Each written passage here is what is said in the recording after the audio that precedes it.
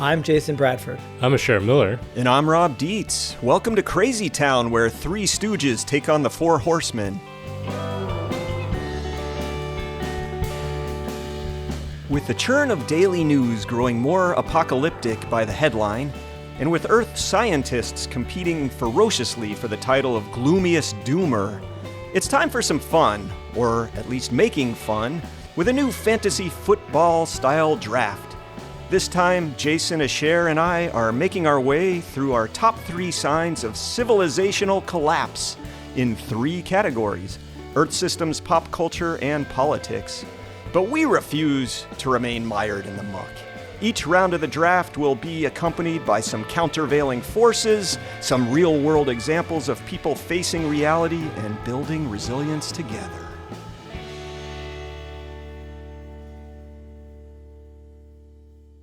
Welcome back to Crazy Town, Jason and Asher, my compadres. What do you mean, welcome back? I live here, dude. I know. This is my home. Yeah. That's actually the perfect response, because I was going to introduce this by talking about how signs of the apocalypse seem to be multiplying, but the two of you are like the main signalers of the apocalypse. Painters for you. Yeah, I mean, I'm the least apocalyptic of us, but you guys are like the Earth should have burned years ago. I'm pretty much a walking locust. Well, you know, Don't they fly? Yeah. Okay, but you just can't. I'm just too fly. heavy. He's the walking version. All right. Okay. So we're kind of on the verge of summer here in the Northern Hemisphere, and the reporting on extreme weather has been, shall we say, extreme. A lot of people are saying this is a time where you should be feeling kind of gloomy, maybe even getting some panic in the bones, but that's not really our shtick here in Crazy Town. We, we cry to ourselves, and then we put our game face on, and we come on the mics and, put on a brave face. Yeah, come here with joy and dad jokes. Yeah. Well, we don't want to make light of the suffering that comes with what's happening out there in the world. That's the great unraveling. But we do find ways to laugh at the darkness from time to time, and it's getting pretty maddening. So I thought this was time to bring back our draft. Let's have some fun. The idea is we're going to do the fantasy football style draft, or maybe like NBA teams do. We're each going to make our top 3 picks for signs of the great unraveling. And we've got 3 rounds. We've got 3 of us making draft picks, and we've got 3 categories. If we're really good, we could do this in 3-part harmony. So the 3 categories. You want me to lay them on you? Yep. Okay. Category 1 is Earth systems, or the biosphere, something that's unraveling with Earth systems. Classic. Category 2, of course, since I'm running things here, is going to be pop culture. Classic. Classic, it would be Asher's number 3, which is politics. I also decided to add a rule for this draft. Okay, after we get done making our draft picks and telling our listeners how woeful and pathetic the world is, we got to come up with some countervailing forces. We got to have something positive, signs that people are actually trying to build resilience out there. Okay. I kind of wish we could do this like Jeopardy style, like with your categories. Yeah. Alex, what is holy shit, we're fucked? Yeah. That would take some doing, but that would be a lot of fun. Plus, I'm pretty sure I would just crush you guys in Jeopardy. Probably. I'm actually pretty good at Jeopardy. Okay. I've got a good mix of trivia knowledge. Nice. We should form a team. We should. Yeah. If they have an apocalypse category, we will just crush it. So I did a random drawing, kind of like the NBA lottery. And the pick order, number 1 pick goes to you, Jason. Asher, you're picking second. You can tell that this wasn't rigged because I'm picking last. You tanked, Jason, right, to get the first pick? Yes, exactly. You just have mailed every fucking thing in for you know how badly many episodes? He's been giving the worst podcast performances Yeah, so he can years. get the number 1 pick. Yeah. Nice. Yeah. All right, so round 1 is your sign of the apocalypse in Earth systems.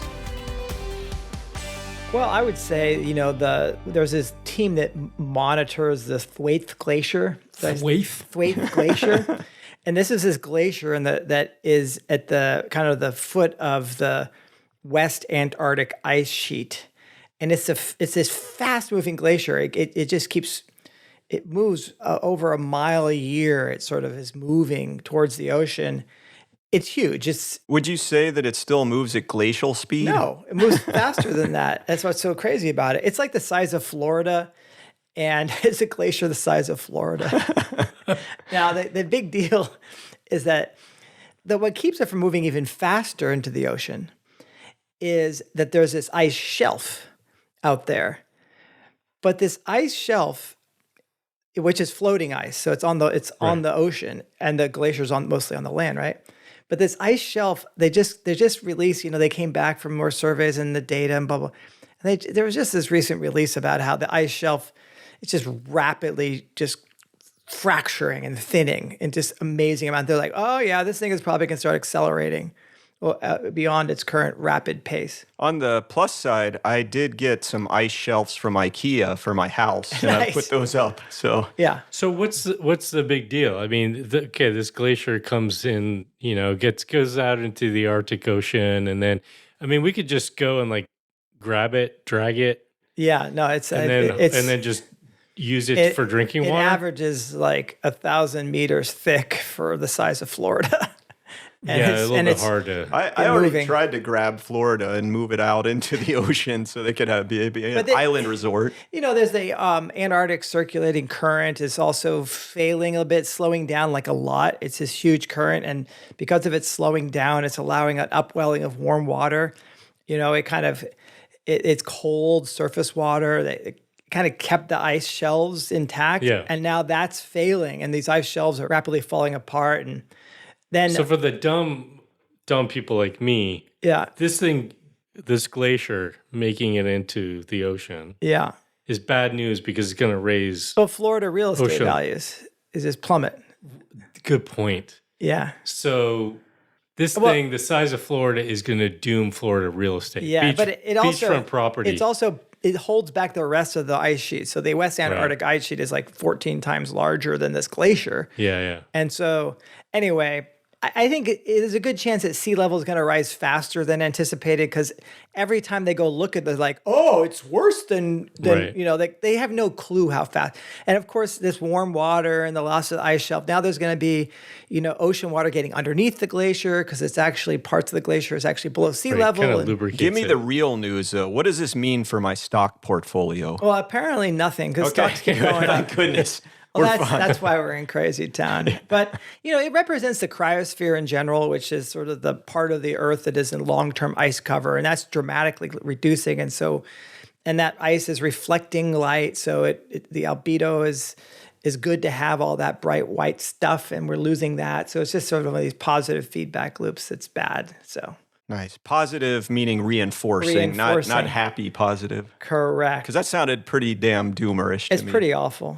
But anyway, no one talks about it. All right, so you've gone into climate hell. Asher, you are on the clock. Well, so it's interesting because we went into this specifically saying we would not learn about one another's picks, and there's a risk that we might pick the same thing. Oh, no. Right? I did not pick the same thing.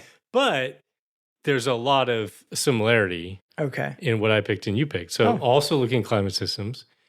You were down in the southern hemisphere. You're all the way down at the bottom. Yes. I'm going all the way to the top. Oh. Yeah. Oh, summer ice melt or winter. So I'm going to talk about the North Atlantic subpolar gyre. Oh, no, not that, dude. And of course, all of our listeners will be like, yeah, of course I know what this is, because this is all anyone talks about is the subpolar gyre, right? Well, it's like the NASPG. Right. NASPG. Yeah. It rolls off the tongue. It's incredible how often, you hear it once, you hear it 1,000 times. People talking about NASCAR, NASGP. Exactly, that's right. NASDAQ, NASCAR, NASPG. Can you pronounce it correctly? Come on.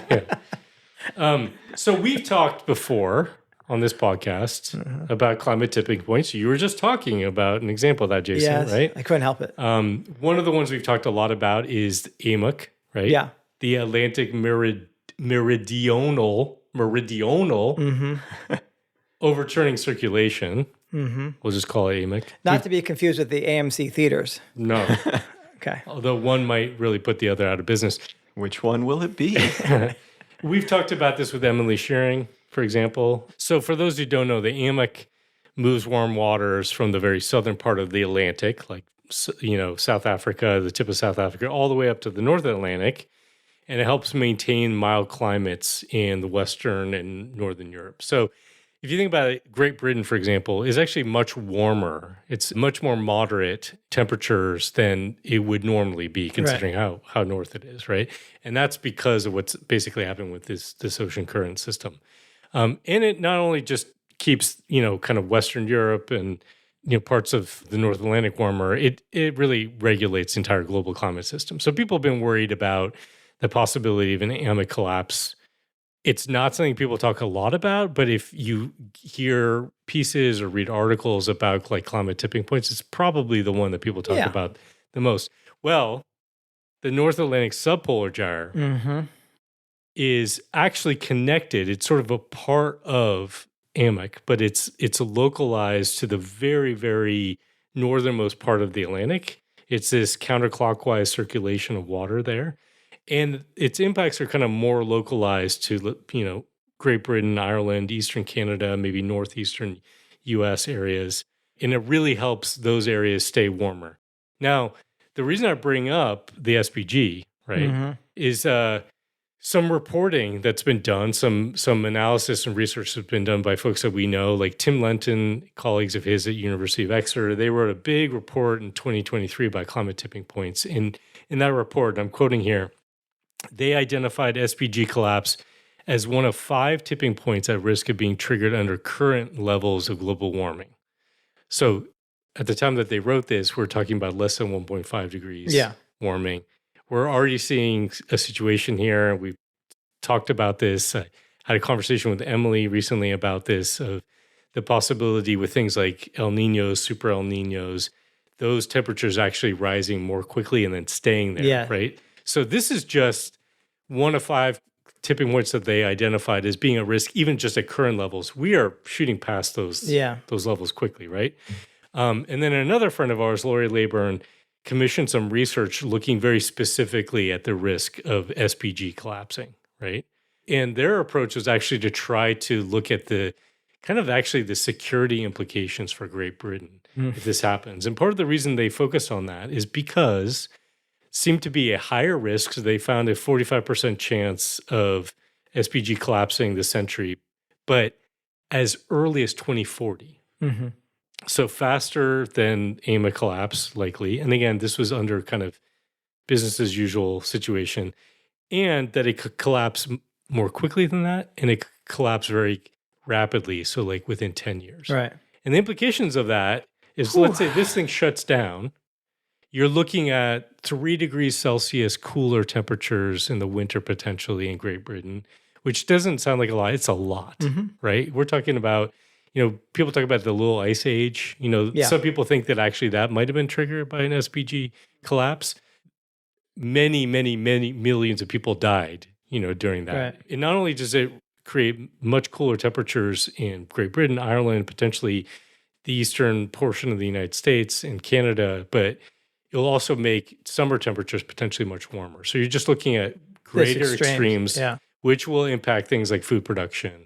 So fun stuff, and nobody fucking talks about this. Nobody's thinking about it at all. Yeah. And it could happen very quickly. Obviously, your 2 picks are related. I feel like you could take this giant ice sheet glacier in your pick, Jason, and move it over to where Asher's talking about, and we're done. It's like you don't even need to wait on the climate thing to do it. We just tow it up there. No, it's attached to Antarctica, you doofus. I wish our listeners could see Jason's face. I never cease to amaze Jason with my stupid ideas. Okay. If we could only harness stupidity. Okay, you guys were clearly in the climate zone when you're talking about your top draft pick, and that makes sense. That's like, I don't know, it's like you drafted Victor Wembanyama first, Asher, and Jason, you drafted Shaquille O'Neal first. I'm kind of going with that. Small guard? Small point guard? I'm getting like Steph Curry or something, right? Like something a little different. Okay. So rather than being up in the air with the climate, I'm going to be on the land. And you guys know the planetary boundaries framework. I'm going to summarize it as quick as I can for our listeners. I'm sure most of them are familiar with it too, but this planetary boundaries framework, it's a way to analyze the safe operating space for humanity right here at home on planet Earth. So the scientists have come up with 9 domains for this framework. Climate change is one of them. Novel entities in the environment is another. Stratospheric ozone depletion. Basically all these things that if you screw them up, we're in trouble. And each domain has a boundary. If you stay within that boundary, we're relatively safe. So climate, folks know or are most familiar with, there's this 350 parts per million of CO2 in the atmosphere. Stay under that. There was. Yeah, you're pretty safe. Stay over it, where we're currently at 431 parts per million. And you've passed the boundary and you're in danger, as the two of you elaborated with your first picks. So we've crossed the boundary for 7 of these 9 domains.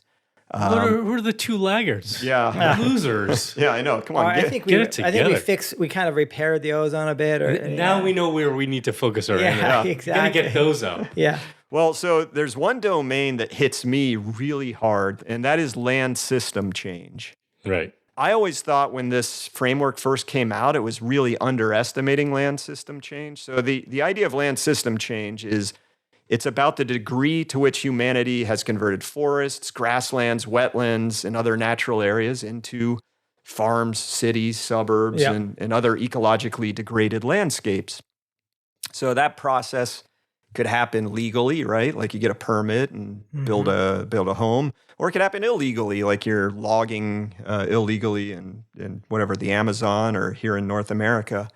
So this whole idea of land system change, when they measure it, they're mostly looking at forest depletion, and they do that in the temperate zones, the tropical zones, and up in the boreal forests. But I've always felt we're in far worse shape than what the framework suggests. And that's because it's not just forests that get annihilated. You guys know I'm a map nerd and I like to fly around on Google Earth. I mean, go look at Iowa sometime on Google Earth. The grasslands are gone. Yeah, and just see how much of that landscape is now corn and soy. How many wetlands have been drained. Yeah, well, I wanted to bring it home to here in the Willamette Valley where we are recording this episode.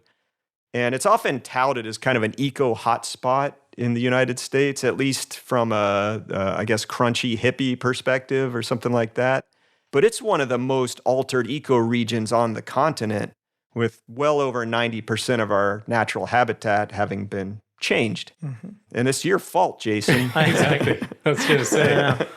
It's those sheep outside. Yeah, it's the farming. You know, back in the day, pre-colonialization, pre-industrialization, you basically had 2 types of ecological systems here. You had this wet prairie and you had savanna, and both have pretty much been converted almost entirely to agriculture and residential development. Mm-hmm. What about the forests here? Well, that's not within the Willamette Valley. That rings the Willamette Valley. And by the way, that's the one that drives me the craziest on Google Earth. When you go fly around the Coast Range, like from California up to Washington, clear cuts everywhere. Yeah. It's like Aldo Leopold's, the problem with having an ecological education is that you see a world of wounds. Yeah. Google Earth just lays that bare for you. Oh, it's pretty bad. Yeah, the forestry in Oregon is pretty horrendous. It's on this really fast, like 30 to 40 year rotation with these tiny trees now. And so and they spray it all out, and it's like monoculture. It's like farming the forest now. Okay, that brings us to the end of round 1, which that was pretty damn heavy. So hopefully there's a listener or 2 left out there. If so, we're going to bring some light here, and we're going to talk about some things that maybe go against these horrendous trends. So, I could start because I was just talking about land system change. Sure. And there's a really amazing countervailing force here, and that's land trusts.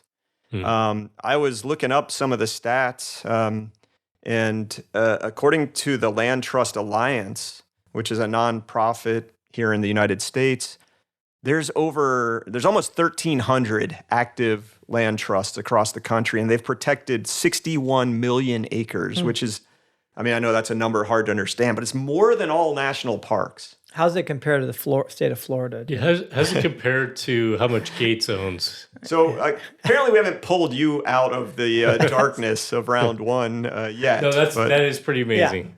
Yeah, and I mean, if you look at the growth of land protected since 2015, they're responsible for 70%.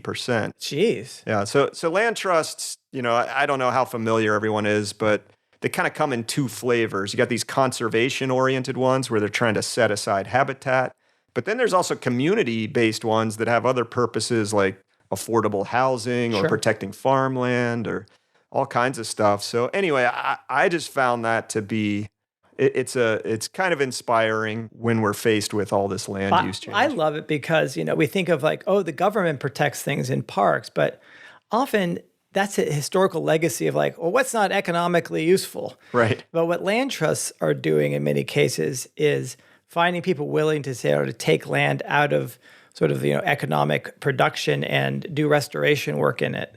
So that's been inspiring to me. So in the Willamette Valley, they're pretty important for habitat preservation and restoration work. Right across the river here on the farm, there's some of that going on, right? Well, that's not a land trust. That's actually the city of Corvallis. Wow. I know. Look at us go. Yeah. Land trusts are amazing. I'm going to push one idea even further out from that, just in terms of being like not part of the conventional thing. And that is this very nascent movement called the land that owns itself. And that's efforts to sort of build around the rights of nature work, but it's basically land that's not owned by a trust. It's not owned by humans. It owns itself legally. And that there are stewards on it, humans who help steward it basically and try to represent it, which is, there's basically one or two examples of this happening in the United States. It's a very small movement right now, but it's kind of interesting as pushing the envelope even further. It'd be cool if we can actually abide by the idea, right? The idea that we don't own this land, it gets to do its own thing. I worry about whatever, typical human, get out there, cut some trees. Yeah, I mean, this is a concern that I know the folks who've been part of this have had, and that's where like they have these, they're looking at governance structures where they have oftentimes indigenous community members who are part of kind of a stewardship council for the land, but also looking at actually people being on that land to protect it from exactly the kind of thing like we're talking about, people poaching or doing whatever. Where are we with Ents? With what? Ents. ENTS. They're Lord of the Rings. They're the forests. They're the forest trees that walk kind of. Yeah, like if we had a few Ents out there, kind of like protecting that land, it would be awesome. Just like they could just slapping people silly. Just stomp me when I go there to cut down a tree. All right, maybe we can make those. When I was thinking about countervailing forces, it's really hard when you're thinking about like the examples that Jason and I gave. These large dynamics that are happening in the oceans, or with the glaciers. There's no real countervailing force, in terms of what humans could do to counter that. But what I was thinking about was just, again, how incredible nature is, ecosystems are in repairing and healing and bouncing back when we fucking leave them alone and give them a chance to breathe. It's really amazing. It is. We've seen examples of this. Unfortunately, it's usually when the human enterprise, hits a wall of its Chernobyl. own. Chernobyl, COVID, had some stuff that we saw, like housing crisis. Yeah, it kind of takes people sort of like taking their foot off the gas pedal a little bit to allow that to happen, stepping back on, oftentimes against their will. And for me, it's like, God, if we could just literally take our foot off the gas pedal, maybe we would be in a situation where the risks of these climate tipping points might be reduced. It's not going to turn around where these currents, these systems are going to, revert right back to where they were overnight. But God, if we could just give a little bit of space, it is incredible how quickly nature adapts and responds. I had a very specific one. There's this is sort of an earth abides kind of perspective, the fact that, evolution will sort things out in the end. And if you take a long view, so there's this soil bacterium, Ideonella sakaiensis, that was discovered in Japan, and it breaks down polyethylene terephthalate, or PET. PET. Nice. Right? Plastic eating bacteria. A plastic eating bacteria. And so I'm a little worried about my laptop now. Yeah. So scientists have figured out like how it does it. It's got, evolved unique enzymes to cleave the ester bonds and blah, blah, blah, and great energy. So there literally now is at least one. And actually, I bet in the ocean, if we really looked hard, there would be a lot of other plastic-eating bacteria. Think how large and in charge those bacteria are going to get with the Pacific gyre. Be careful. Isn't that where Godzilla came from? Well, that was because of radiation. Maybe we need a new sea monster. Right. That would be some cool. plastic eating. Yeah. Just goes around and new kaiju. Eats entire Walmarts in a single bite. I think Godzilla is the perfect segue to round 2, which hopefully is a little lighter than round 1.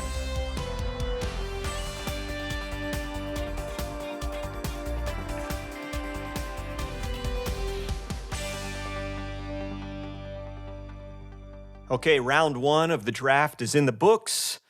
We're going to go to round 2. It's going to be a little bit lighter because the category here is pop culture. My favorite brain infested. He thinks it's lighter. I know. I know, right? Challenge accepted. Right. Okay, Jason. Yeah. You get the top pick in this round again. Okay, so what my thing about pop culture is just my astonishment of how absolutely unresponsive it is to clear and present danger data.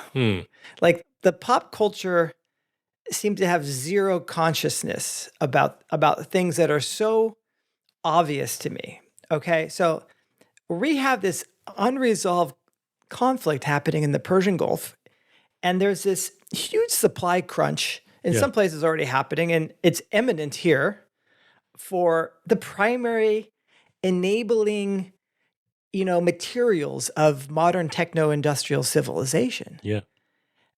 And I mean, I'm talking about oil, gas, fertilizer, sulfuric acid, blah, blah, blah. Helium. Right. How are we going to get those mylar balloons that drop out of the sky on Jason's farm? And helium is needed to make the chips that the AI bubble is supposed to not collapse from. Right. And so then, but at the same time, there's widespread now, more and more confident reports every week, it seems, about like, oh yeah, this El Nino.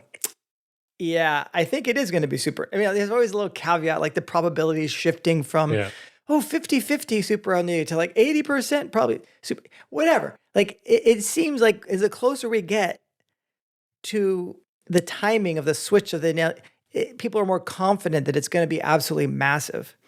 And so happening at the same time of this supply crunch for fuels and blah, blah, blah, this is like one of these polycrisis double whammy sort of things where if you had a reasonable pop culture that was sentient, it could maybe rally people to start adapting now. Like you would want to do all kinds of things. Right.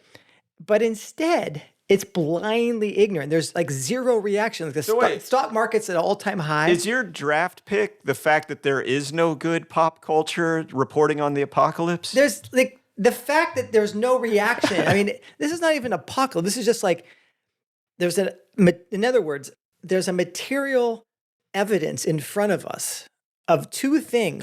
Shit. And they're going to collide. And they're going to like simultaneously, they're going to reinforce each other. And pop culture is doing nothing. Your pick is silence. It's crickets. The fact that the pop culture can't do anything at all is it's not silence, it's blindness. Just blind to it. All right, Asher, what is your draft pick for apocalypse and pop culture? I think Jason and I both did a bad job of like following your instructions because I think we're doing a sort of a more meta analysis and like this specific sign or is this specific thing. Like I could pick a sign. Look maxing. Do you know what I mean? Like, that's a great one. I mean, I think it's looks maxing. Looks maxing, yes. right? Yes. Like I'm going to punch myself in the face. Yes. Right? So that I could get the right stronger kind of cheeks. Yeah. You don't have to do that yourself. No. Jason will punch you in the face. Well, that's true. Yeah. I'm just saying there's signs everywhere. Yeah. Right? Like, right. And here, I'll give another one. the gamification. 2 draft picks. No, hold on. I get. I'm building up here. He's circling. The gamification of every experience that we have, right? In some ways, it's also putting you into like a stupor state, right? Yeah. With media, right? So like you're playing video games for hours and hours, and you never get to the end of it. You goon. Look that up, people. We're not going to get into that. Don't. People gambling online, right? Like they're just like this constant, like everything has to be a game. You're talking about how we're not internalizing, we're blind to the signals that we're seeing out there of like real crisis. In fact, in some ways, what's happening instead are people are like going on these polymarket apps and like betting on how many millions will starve or whatever it is, right? Because they're going to gamify it, right? How poor the wheat harvest will be in India. I mean, it's just the craziest stuff that is scary as hell. So what I want to talk about, the thing I was thinking about with pop culture, that is a sign to me of, it's not necessarily a sign of Armageddon. There's so many fucking signs of us being there. It's the indication that it's so hard to get out of this because it's about the incentive structure and the reinforcing mechanisms of, we talked about positive feedback loops, amplifying feedback loops with some of these climate systems, right? Reinforcing. Think about it, what's happening with pop culture, right? You've got corporate social media, right? Yeah. That has developed these algorithms that they can tell it, basically, here's what we want you to do. We want you to maximize time on our app, right? You marry that with human behavior. We get a rush from seeing something horrible, seeing something sexy, seeing something, whatever it is, right? Like we have this physiological, biological reaction to things, to stimuli that are put in front of us, okay? That overcomes our, ability to be like, I should get off this fucking phone, get off TikTok, get off Instagram and go make dinner or take a walk around the neighborhood or pet my dog, right? Yeah. And then you marry that to capitalism and profit seeking, right?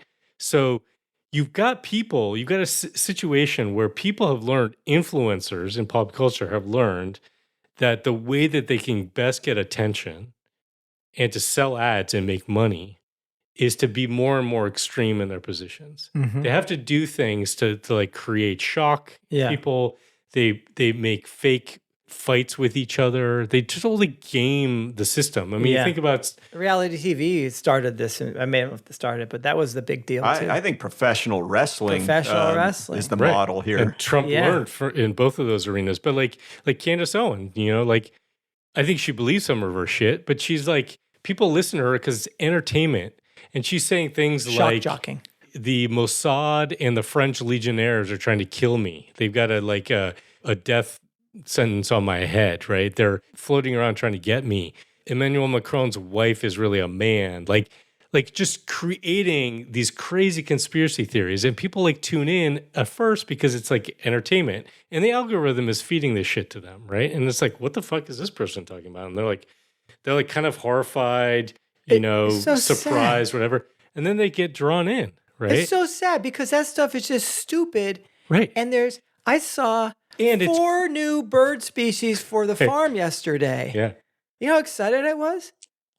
I mean, that was great. Now, I saw what if one Western of those tanager, was lazuli bunting, shot one of the other ones? Yeah, or what if would you be more excited? What if 2 different ones were sleeping together, huh? Well, there are 4 pelicans, American white pelicans were circling overhead too. I'm just saying, I don't know how we get out of this. Like, well, because do something, get out, go into all nature. All of the incentive structures are there to keep people there, right? Oh, God.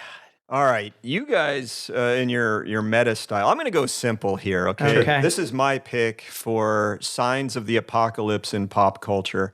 Of course, I was tempted to go with movie stuff here. I mean, you know me.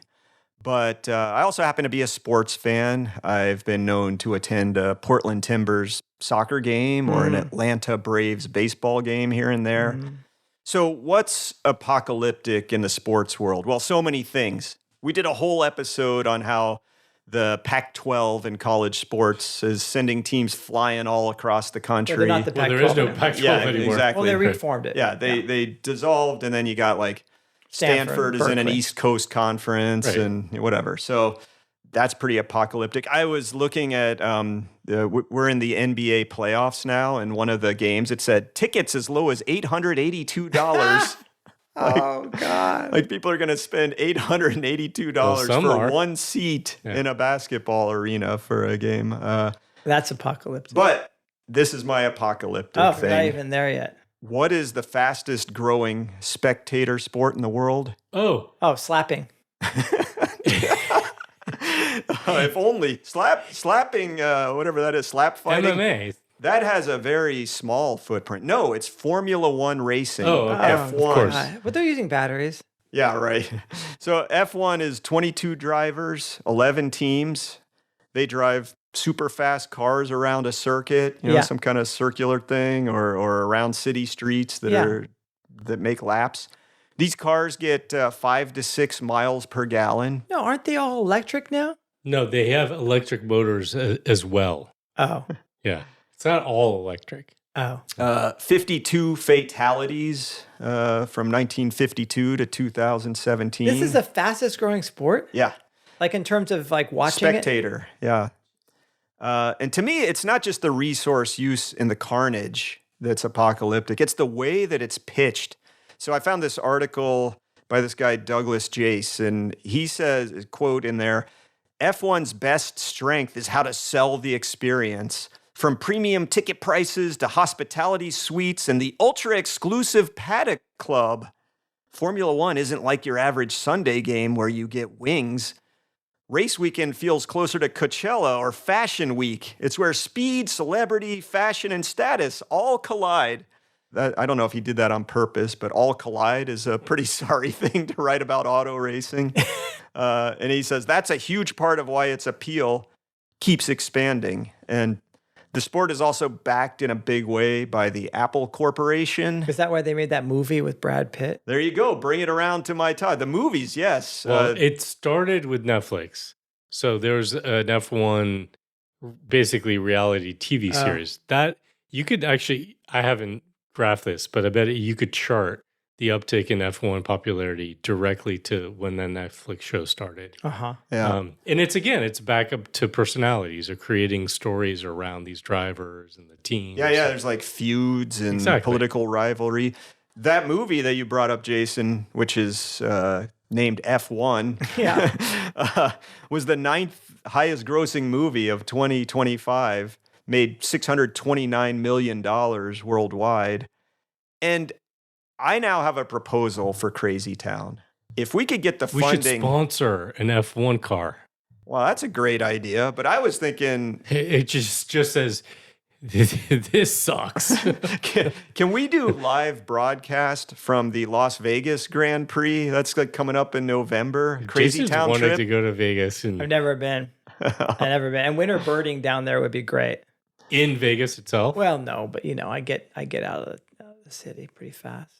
All right, let's make the turn to what we see as some positives out there. And I can keep going on the sports front real quick.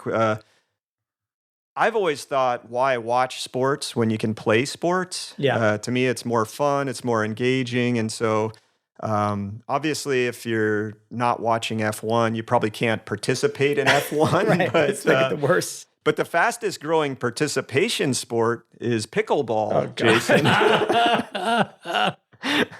Way to trigger Jason. It's a little inside joke. Jason is a tennis instructor, hates any other racket sport. I don't hate. I mean, pickleball is being banned in some pickleball just has some definite problems related to its noise, and actually it's kind of dangerous. I think you're racketist is what you are. I am.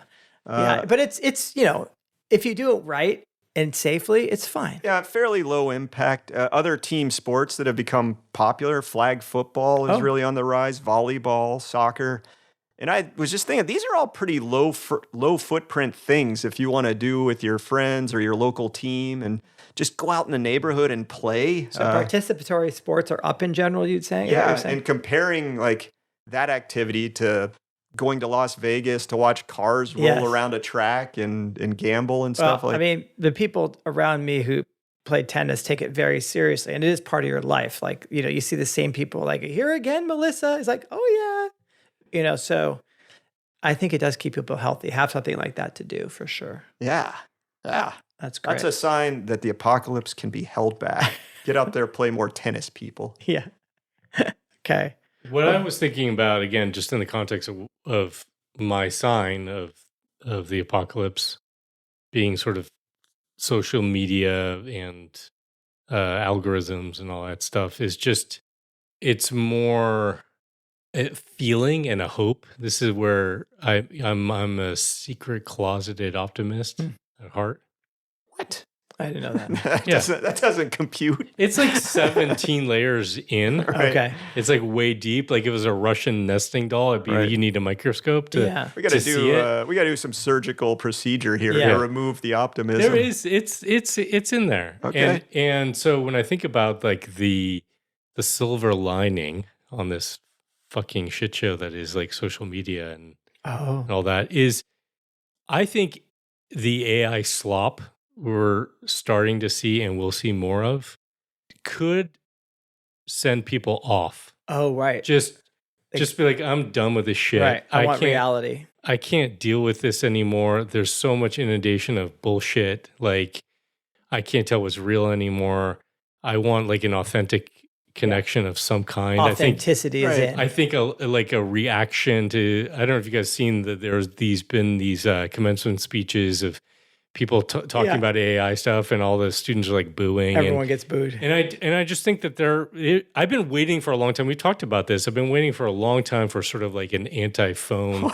When we were young in high school, you had these like different cliques, right? Of people like you're goths and you're different like nerds. And I'm familiar with the nerds. I was waiting for like the Luddites that basically refused to have a cell phone. Yeah. Do you know what I mean? And there had been some of that, I just think that it's gone so far. It is going so far that people might just break at some point. I'm going to carry wads of cash around. That's what I'm going to start doing. Nice. Well, couple of reactions to that. One, shout out to our Australian listeners where they've enacted some law to cut back on social media and kids. Also, you just stunned me. Is it the epitome of maybe the worst day in your life where you're giving a commencement speech and you get booed off the stage? I mean, what a fail. That is horrendous. These people deserve it. They still go back to their $100 million checking account. I know. These are just unbelievable. Well, what about you, Jay? Are you going back to your checking account to get that wad of cash that you're I was saying that on? because it's like paying with cash as opposed to digital, as opposed to your phone. Like people now use their phone to pay for stuff. Man. Get yourself a local currency going. Okay. Yeah. Just trade. Forget the US dollar. Can't you grow some melons and trade them? Yeah, I'll just barter. Yeah. But melons are heavy though. I want lootable surplus grains. Yeah. Seeds. Okay, here's my thing. I was wondering, I didn't know if this is true, and I was wondering, I'm like, is there greater interest right now in gardening? And I realized like, Google keeps track of this. Google Trends. You can sort of see what people are searching for. And yes, indeed, I looked at the data on Google Trends, and they have it going back to 2004. And we are in a big, big spike of searching the term gardening. And it is higher than during the spring of the pandemic in 2020. Wow. Higher than that. Nearly as high as a previous peak in 2009 spring. It's all economic. Yes. Yeah, it's all economic. Yeah, you could probably if you were an analyst on Wall Street and you see this stat, you should be going, sell, sell, sell. This is the other thing. Like people obviously are feeling it and are worried.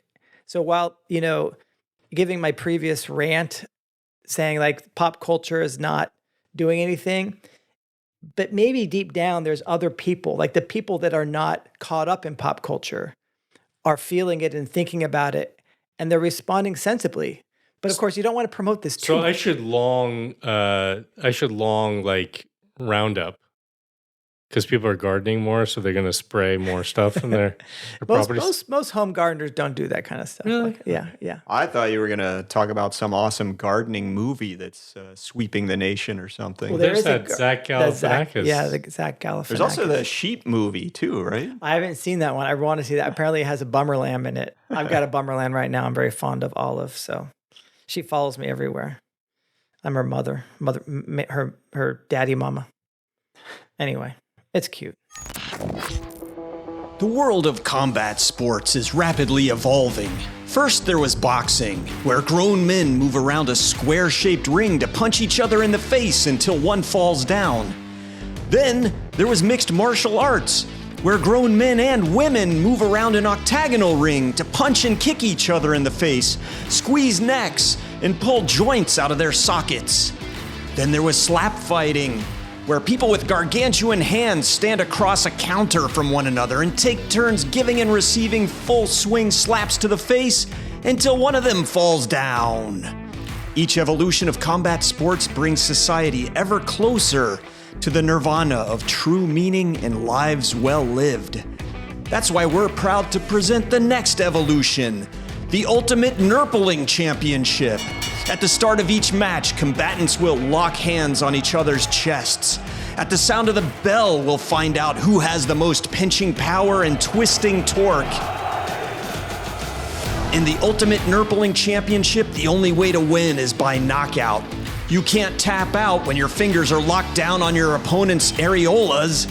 Join us live in Las Vegas or on pay-per-view for the toughest, baddest, meanest, and purplest Nurpling you've ever seen.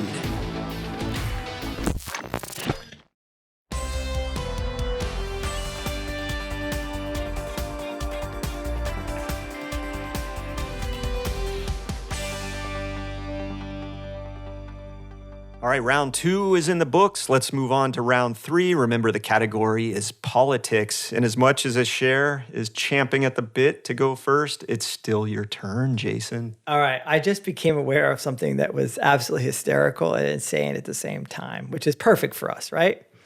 And it was actually a report that came out last year by the Dallas Fed. And it was kind of titled something like pretty mild. Advances in AI will boost productivity, living standards over time. And I went and I looked at that and I looked at some reports on it. And it's pretty hysterical because the Fed has this chart that shows like long-term economic growth in the US and it's 1.9%. You know, there's a little ups and down wobbles, but the straight line trend is 1.9%. And so it has these 4 scenarios like, maybe we stay on the straight line trend, but then there's this boost from AI that goes up. We go up to 2.2%, right? We get a little bump. It's a technology that's worth depleting all of our aquifers and putting people out of work. Right. It's a technology that is nice to have, but it's not going to be super dramatic. But then they have 2 other scenarios, all that sort of hang out around 2030. Okay, this goes to 2050, the chart. But in 2030, there's this straight vertical line that goes up, and it's the singularity where we all become infinitely rich. They charted the singularity. And we're all going to be rich. Instantly. But then at the same time, at 2030, they have a line that goes straight down to 0. And that's the AI extinction event. Oh, cool. So the Fed is like, we might get this little boost in productivity, or we might be infinitely wealthy, or we may all die. And so the economy, there's that range. Right.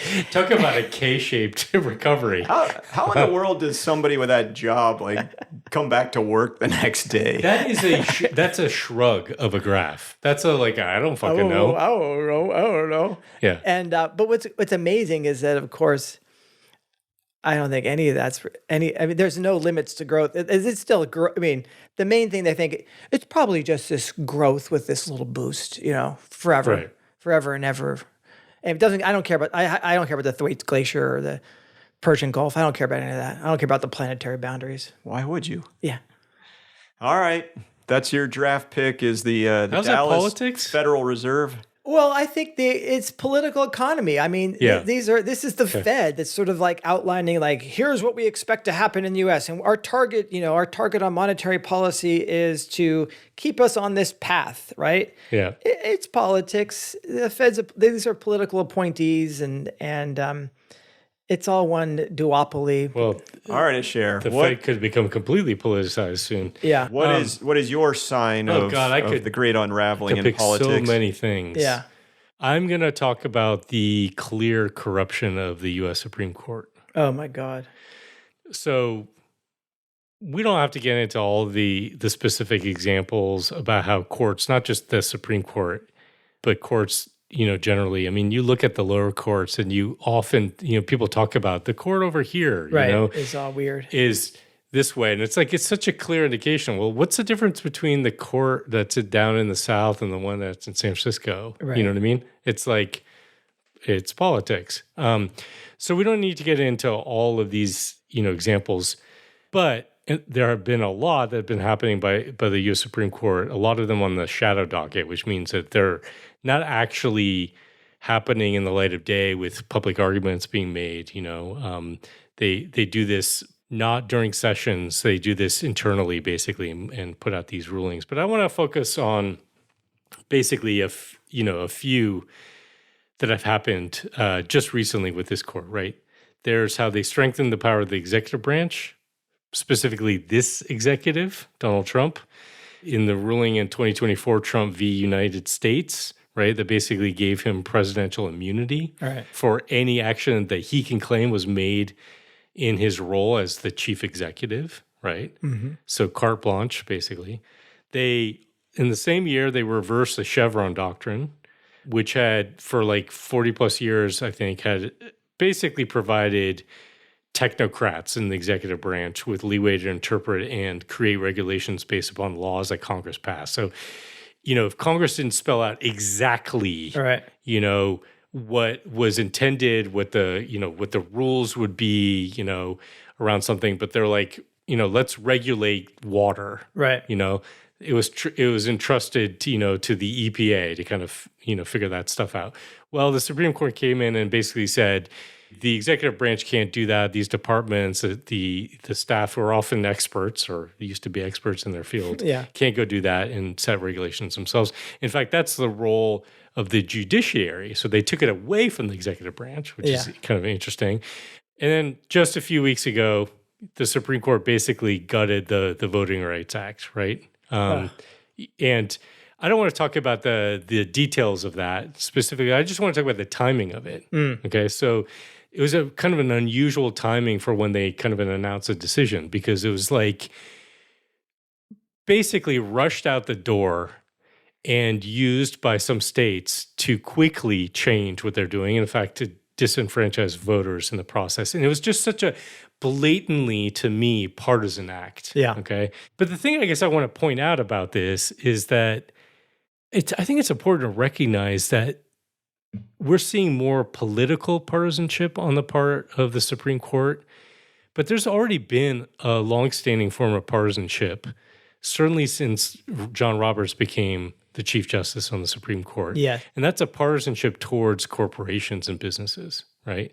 So if you think about it, there was a great piece that Axios did back in 22, and I'm going to quote them. They wrote, when the court heard a case featuring a business, so they looked at how much the Supreme Court sided with businesses or corporations versus, defendants or litigants who took another side. So here, quote, when the court heard a case featuring a business on one side and a non-business on the other, it found in favor of the businesses 83% of the time in 2020 and 63% of the time that John Roberts had been Chief Justice. So if you actually look at the chart, they have a chart on their site.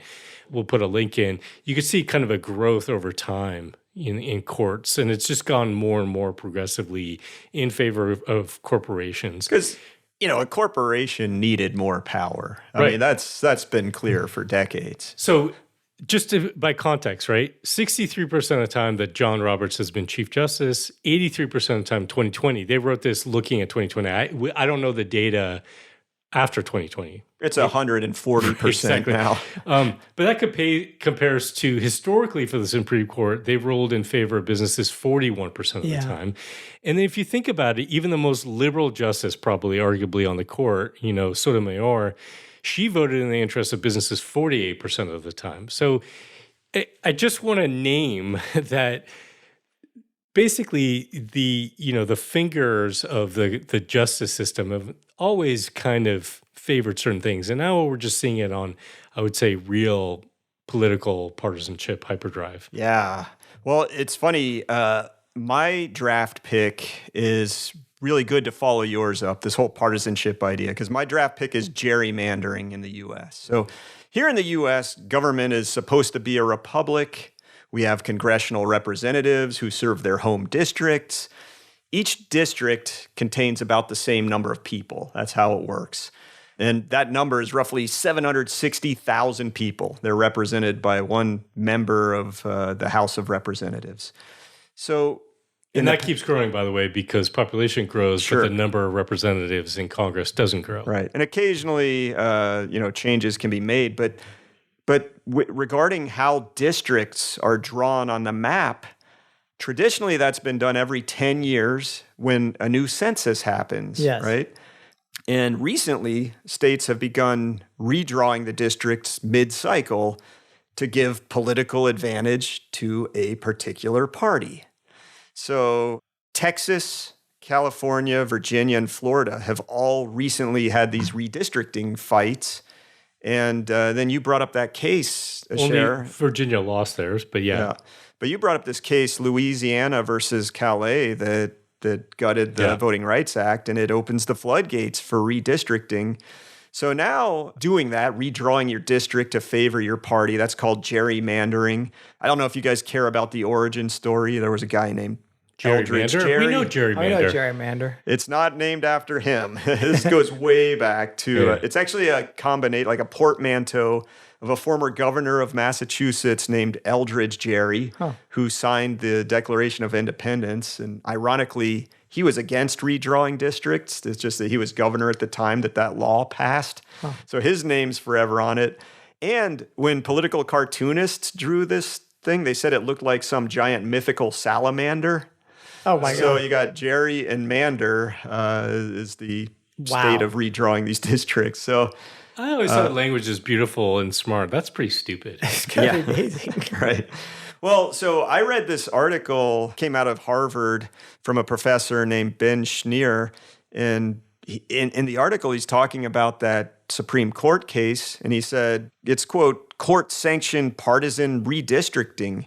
He said, we've now shifted to a world where gerrymandering for partisan advantage to advance the political power of a particular party is seen as legitimate redistricting criterion, along with other traditional criteria like how compact is your district, or is it contiguous? But no, it's such an absurdity. It's like, I don't know how they do this with straight faces. I have no clue. It's just so goes against the Voting Rights Act. They have no legitimate reason for overturning an act of Congress. Well, what happened with the overturning of the second clause in the Voting Rights Act is they basically said, this is paraphrasing and I'm not a lawyer, basically said, it is fine to gerrymander the fuck out of districts for partisan purposes, right?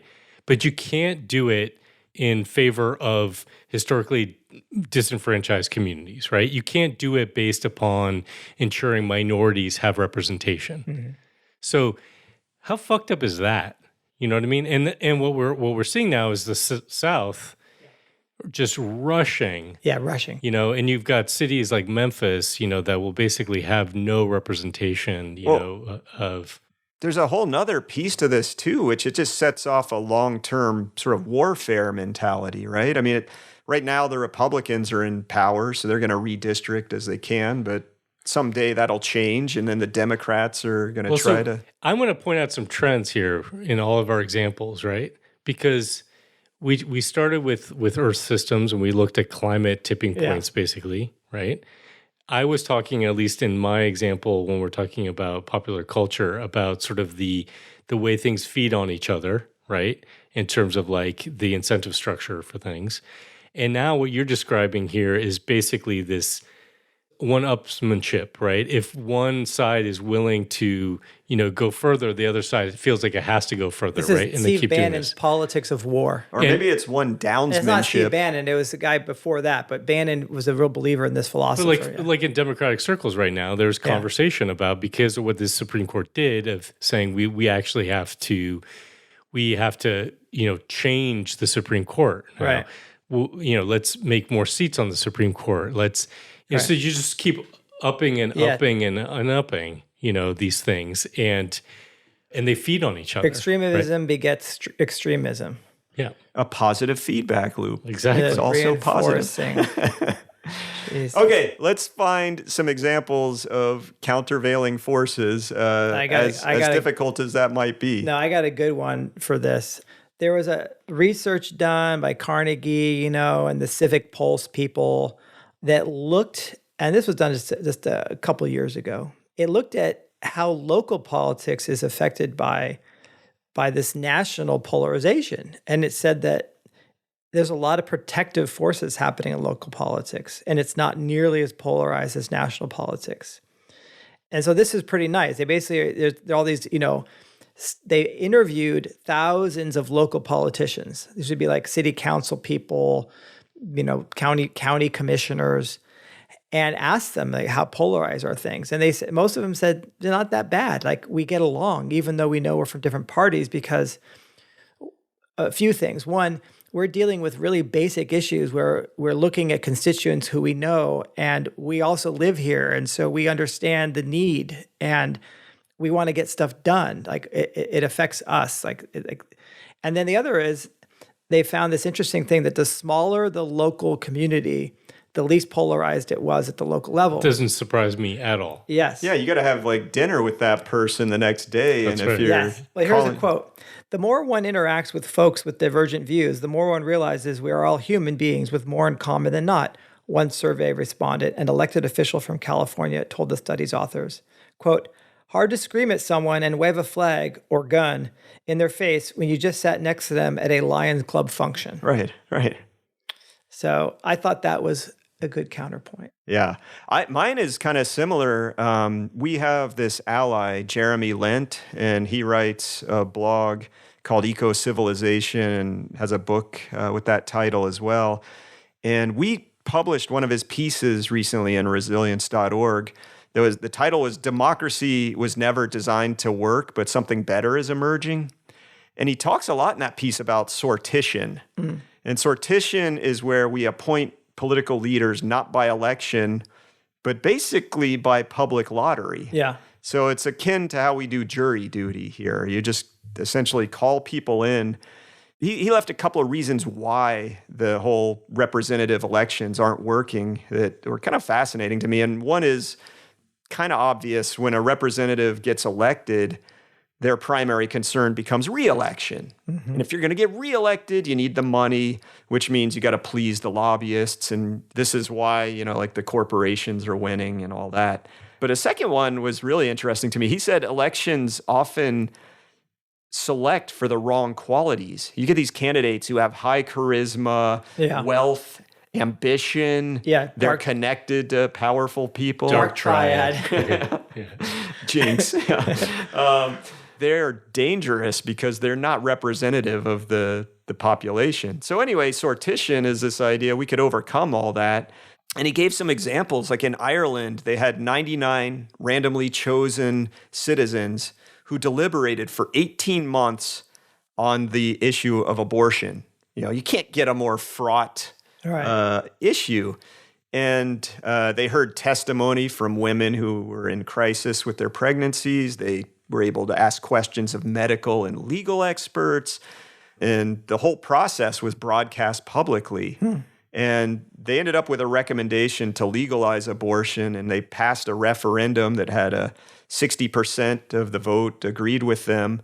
And there just wasn't this toxicity, this divisiveness, because they spent the time to deliberate and they were drawn from the citizenry. Yeah.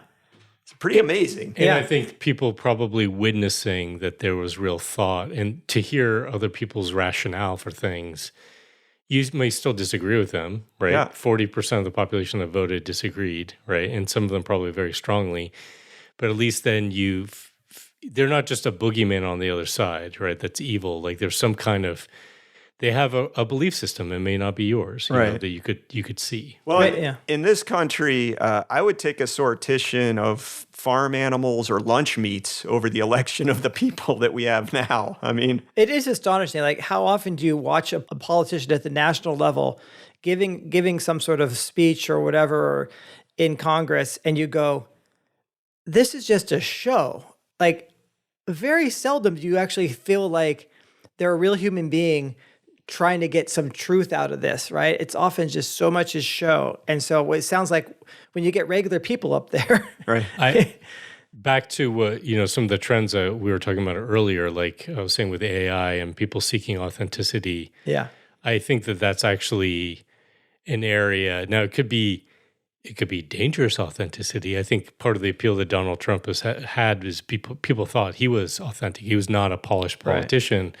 Right. And so it was almost like seen as a plus that he said crass, disgusting, horrible things because no, quote unquote politician would do that.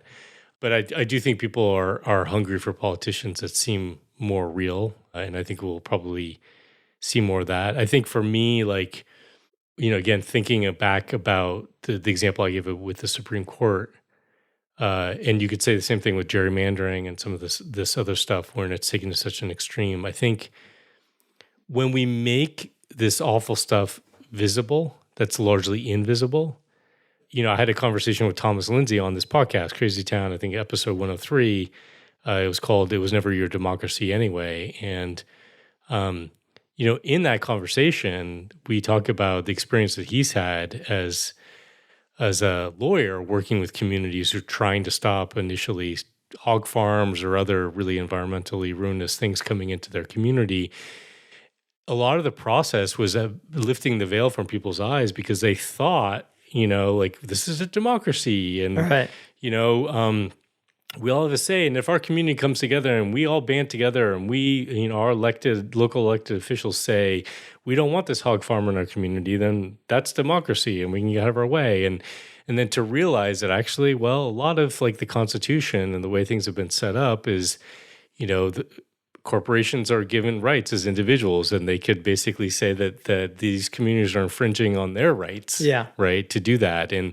And you think about the Commerce Clause, and so it's like to make visible, some fundamentally flawed things in the DNA of, our democracy, our judicial system, our Constitution is really hard, but it's an important part of this, and I think trying to frankly run politics have become nationalized, and I would like to see potentially that reverses as communities may need to band together a lot more. You talked about gardening, right? Yeah. And people like reverting back to things that they can control and do on their own and be more self-reliant.